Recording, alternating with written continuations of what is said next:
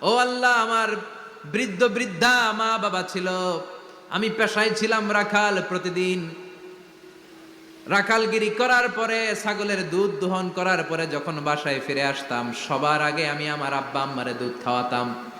আব্বা আম্মাকে দুধ খাওয়ানোর পরে আমার সন্তানদের মুখে, আমার স্ত্রীদের মুখে আমি দুধ তুলে দিতাম।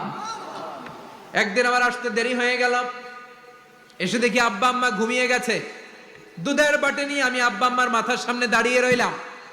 মনে মনে ভাবলাম, আব্বা আম্মা যখন ঘুম থেকে জাগবে, আব্বা আম্মারে আগে আমি দুধ খাওয়াবো, তারপরে ছেলে মেয়েরে খাওয়াবো, স্ত্রীদেরকে খাওয়াবো। দাঁড়িয়ে রইলাম।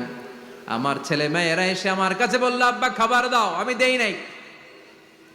ক্ষুধার জ্বালায়, ক্ষুধার যন্ত্রণায় পাগল পড়া হয়ে আমার কলিজার টুকরা ছেলে মেয়েগুলো আমার পায়ের মধ্যে পড়ে কাঁদতে লাগলো, আব্বা একটু দুধ দাও, ক্ষুধা লেগেছে। ও আল্লাহ, আমি দেই নাই। ফজর পর্যন্ত দাঁড়িয়ে রইলাম।